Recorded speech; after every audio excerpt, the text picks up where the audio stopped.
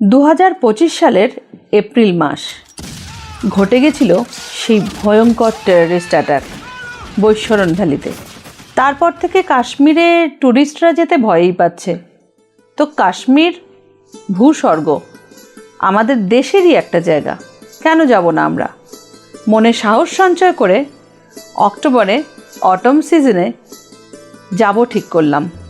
নিজেদেরকে রাঙিয়ে নিতে চাইলাম চিনারের উজ্জ্বল রঙে। স্বপ্নের তুলি দিয়ে যেন আঁকা এই উপত্যকা, যেদিকে দুচোখ যায় হিমালয়ের তুষারাবৃত পাহাড়, আর অন্যদিকে সবুজ প্রান্তর। কোথাও আখরোট, তো কোথাও আপেল, তো কোথাও আবার জাফরানের ক্ষেত। কাশ্মীরকে যে পৃথিবীর স্বর্গ বলা হয় সেই বিষয়ে কোনো সন্দেহ নেই।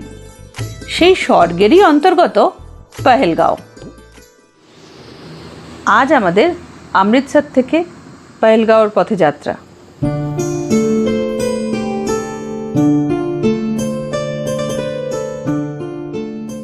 পৌঁছলাম পহেলগাঁওয়ের কিং প্যালেস হোটেলে। আমাদের নেক্সট দুদিনের স্টে এখানেই। অমৃতসর থেকে রাত 12টায় আমরা রওনা দিয়ে আজকে প্রায় দুপুর 12:30 নাগাদ এসে পৌঁছেছি পহেলগাঁওয়ে। আর পহেলগাঁওয়ে আমাদের হোটেল হচ্ছে হোটেল কিং প্যালেস। তো সেখানে যে রুমটা আমরা পেয়েছি সেটা হচ্ছে 212। এসে তোমাদেরকে রুম টুরটা করে দিই। এই হচ্ছে আমাদের রুম, উডেন ফ্লোর, খুব কোজি, বেডটাও খুব সুন্দর, 3 জন আরামসে থাকা যাবে। সোফা রয়েছে, সেন্টার টেবিল রয়েছে, আর খুব শীতের জন্য তো এখানে রুম হিটারও রয়েছে। খুব ভালো। আর ভিউ তোমাদেরকে একটু দেখিয়ে দিচ্ছি। দেখো, এটা খুললেই এখানে বরফে ঘেরা পাহাড়, খুব সুন্দর। সামনেই লিডার নদী বয়ে যাচ্ছে, খুব সুন্দর আমাদের রুমটা হয়েছে। পহেলগাঁওয়ে এখানে লোকাল সিন্ডিকেটের গাড়ি নিতে হয়। এখানে কিন্তু নিজেদের পার্সোনাল গাড়ি চলবে না। তো সিন্ডিকেটের গাড়ি নিয়ে পহেলগাঁওয়ে আজকে আমাদের যাওয়ার গন্তব্য হচ্ছে আরু ভ্যালি, বেতাব ভ্যালি ও চন্দনবাড়ি। আনফর্চুনেটলি চন্দনবাড়ি আজকে বন্ধ থাকায় আমরা চন্দনবাড়ি দেখতে পেলাম না। এগিয়ে চললাম বেতাব ভ্যালির দিকে। 1983 সালে নির্মিত সানি দেওয়াল ও অমৃতা সিং অভিনীত হিন্দি সিনেমা বেতাবের শুটিং এখানেই হয়েছিল। লিডার নদীর ধার, বিশাল এলাকা শুধুমাত্র এই সিনেমার জন্যই সাজিয়ে তোলা হয়েছিল। পর্যটকদের আকর্ষণ বাড়াতে তা এখন রীতিমতো পার্ক। নদীর ধারে সুদৃশ্য গাছের সারি, আলো, সিমেন্টের রাস্তা, চেয়ার, কাঠের সেতু ওই স্থানের শোভা বাড়িয়ে দিয়েছে। হিমেল হাওয়া কানে মৃদু ঝাপটা মারতেই গুটিসুটি হলো পরিবেশ। বেতাব ভ্যালি জম্মু ও কাশ্মীরের পহেলগাঁওয়ের কাছে অবস্থিত একটি অত্যন্ত মনোরম উপত্যকা, যেটি বেতাব সিনেমার শুটিংয়ের পরে জনপ্রিয়তা পায়। লিডার নদীর তীরে অবস্থিত এই জায়গাটি পাহাড় এবং সবুজ বনভূমি দিয়ে ঘেরা। এটি ট্রেকিং এবং প্রকৃতির মাঝে সময় কাটানোর জন্য একটি দারুণ জায়গা। আমরা এখন এসে পড়েছি বেতাব ভ্যালিতে, যেখানে বেতাব সিনেমার শুটিং হয়েছিল। তো এইখানে পায়ে হেঁটে কিছুটা ঘুরে নিচ্ছি। তো এরপরে পনি চড়ে ওদের কয়েকটা পয়েন্টস রয়েছে, তো খুব বার্গেন করতে হয়। ওরা মোটামুটি 1000 রুপিস থেকে স্টার্ট করে। তো সেখানে এবার আমরা যাব, রিলস বানাবো, তখন আবার শেয়ার করবো।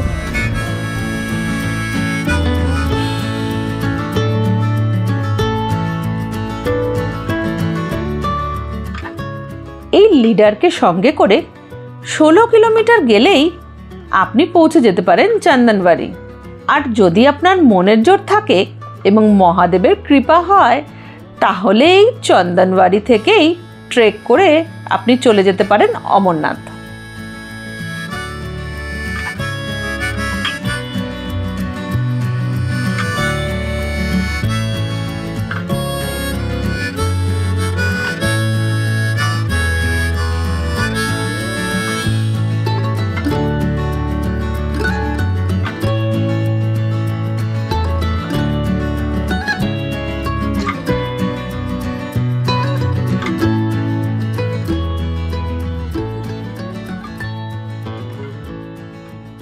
তবে এই পেহেলগাঁওয়ের প্রাকৃতিক সৌন্দর্য উপভোগ করার জন্য একদিন কিন্তু যথেষ্ট নয়। এই পরিবেশের মজা পাওয়ার জন্য কম করে এখানে 2 রাত তো কাটাতে হবেই। হোটেলের বিছানায় শুয়ে শুয়ে দেখা ঝরে যাওয়া চিনার পাতা আর লিডার নদীর শব্দ আপনাকে এই জায়গা ছেড়ে যেতেই দেবে না।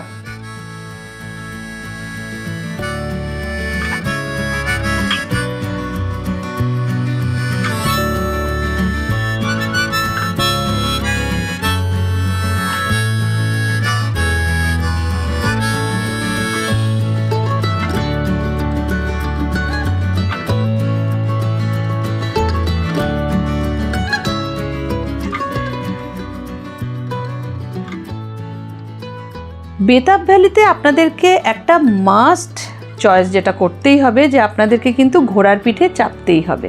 আমাদের টিমের অন্যরা না চাপলেও আমি, আমার হাজব্যান্ড আর আমার তাতাই, আমরা 3 জন কিন্তু ঘোড়ার পিঠে চড়ে ঘুরে নিয়েছি বেতাব ভ্যালি। বেতাব ভ্যালিতে ঘোড়ায় চড়ে পেরিয়েছিলাম নদী, পৌঁছেছিলাম কখনো ঝর্ণার ধারে, আর নদীর উপর দিয়ে ঘোড়ায় চেপে চলাৎ করে যেতে যেতে সে এক অসাধারণ অনন্য অভিজ্ঞতা।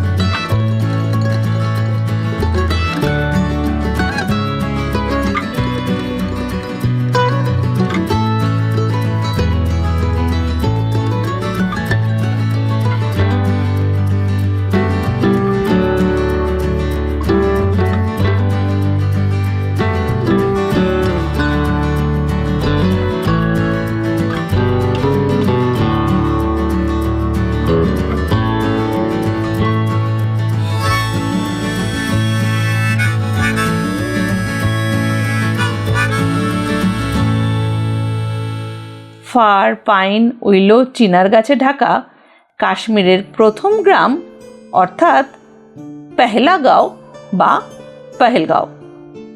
শ্রীনগর থেকে প্রায় 97 কিলোমিটার অতিক্রম করেই পেয়ে যাবেন এই গ্রাম।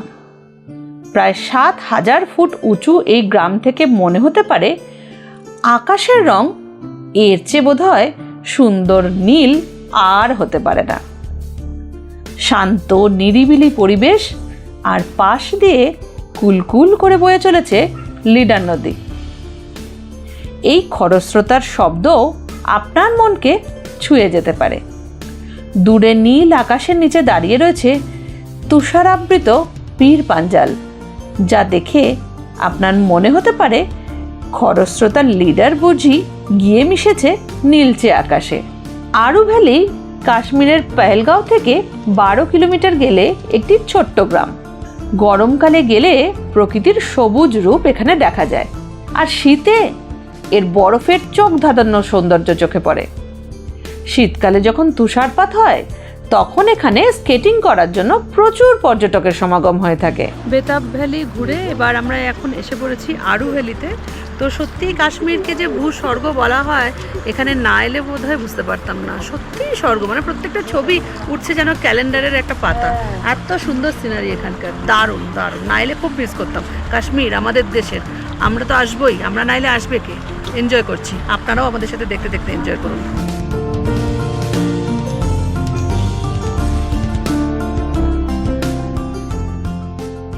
আরু ভ্যালি আপনারা তো জানেনই, এখানে কর্মা সিনেমাটা হয়েছিল। এখানে পায়ে হেঁটে এখানেও আপনি ঘুরতে পারবেন, ঘোড়ার পিঠে চেপেও ঘুরতে পারেন। কাশ্মীর যে ভূস্বর্গ বলা হয় সেটা কাশ্মীরের এই প্রত্যেকটা ভ্যালিতে এলেই বোঝা যায়। এত সুন্দর যেন মনে হয় হাতে আঁকা ছবি।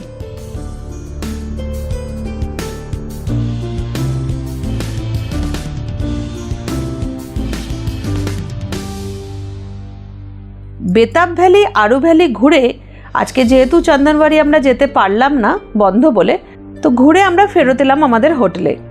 সেখানে লাঞ্চ সেরে নিয়ে নিজেরাই পায়ে হেঁটে একটু বেরিয়ে পড়লাম পেহেলগাঁও এক্সপ্লোর করতে।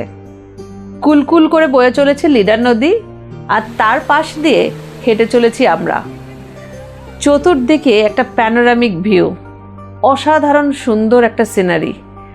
পরতে পরতে এগিয়ে যত চলছি যেন সিনারি বদলে যাচ্ছে। পেহেলগাঁও অসাধারণ সুন্দর একটি জায়গা। অনেকটা সময় আমরা কাটালাম লিডার নদীর পাশ দিয়ে হেঁটে। সুন্দর একটা সকালবেলায় আমাদের এই সুন্দরী পেহেলগাঁওকে বিদায় জানিয়ে এখন আমরা বেরিয়ে পড়ব আর বিভিন্ন জায়গা দেখতে দেখতে পৌঁছে যাব শ্রীনগর। প্রথমেই চলে এসেছি এখন আই লাভ পেহেলগাঁওয়ে। দারুণ সুন্দর একটা জায়গা। লিডার নদীর পাশে আই লাভ পেহেলগাঁও লিখে জায়গাটাকে এত সুন্দর করে সাজানো হয়েছে। আর এখানে বসে ফটো সেশন তো না করলেই নয়, তো এখানে ফটো তোলা মাস্ট।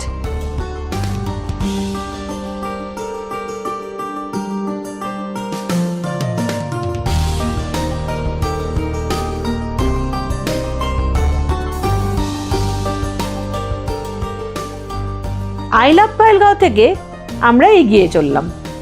একটি আপেল বাগানের সামনে এসে আমাদের গাড়ি দাঁড়িয়ে গেল। আপেল গাছে আপেল ভরে রয়েছে, অসাধারণ দৃশ্য। দেখে নিলাম লাল টকটকে কাশ্মীরি আপেল।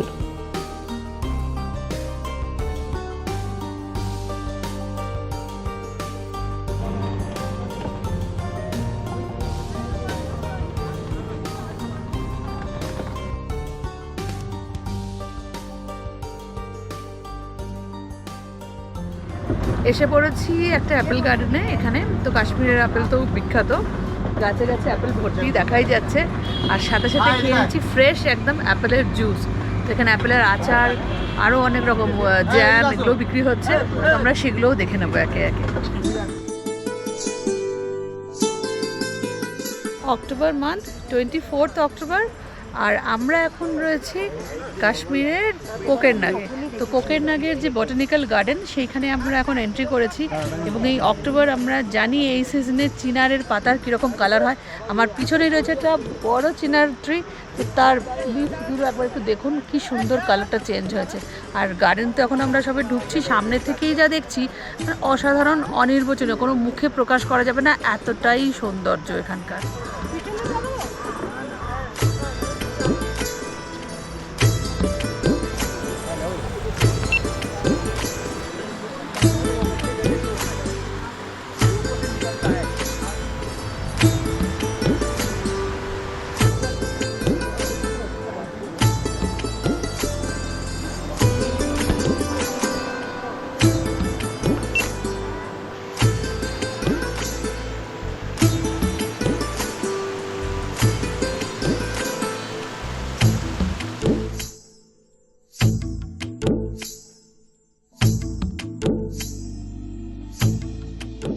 কোকেরনাগ কিন্তু একটা অফবিট জায়গা।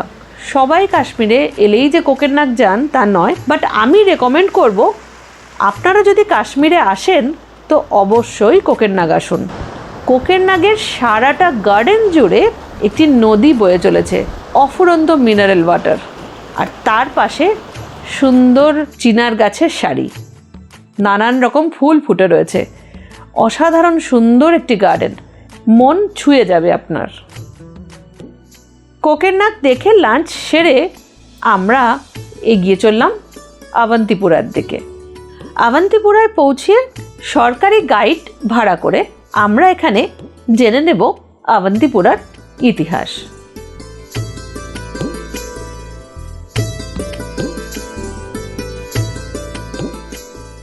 जिस जगह का नाम अवंतीपुर, क्या नाम है? अवंतीपुर। जो राजा अवंती वर्मन उड़ीसी से आया, कहाँ से आया? उड़ीसी से आया, उसको ये सिटी बसवाया। बसवानी में 2 मंदिर बनवाए विष्णु भगवान के नाम पर। किसके नाम पर? विष्णु के नाम पर।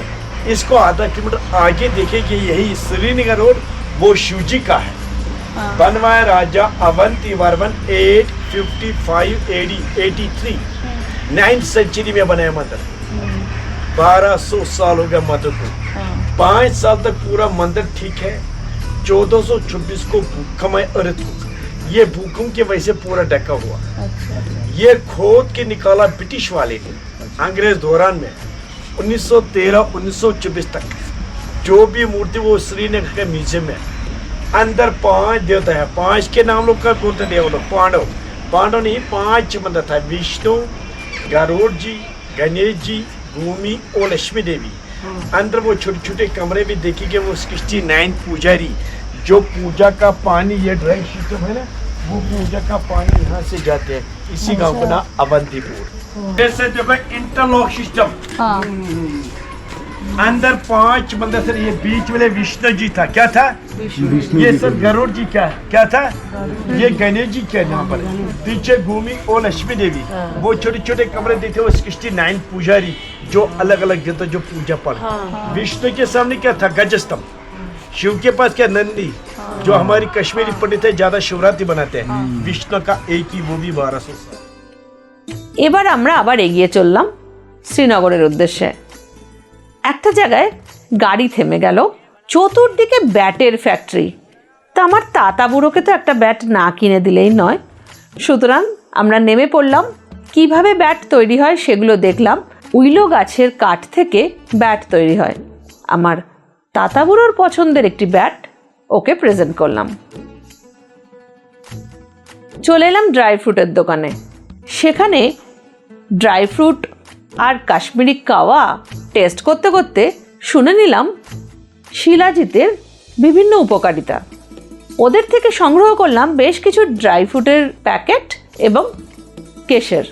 सैफरन शिलाजित में, लेकिन दोनों में डुप्लीकेसी बहुत ज्यादा है। यानी कि आप बोलोगे कश्मीर में एंटर हो गई तो हर जगह से मिलेगा अर्जुन, नहीं, पहचान होनी चाहिए इसकी। पहले मैं बोलूंगा सैफरन का, रेड गोल्ड का, ठीक है, यहाँ का सैफरन पूरे इंडिया में खाली ये कश्मीर में निकलता है।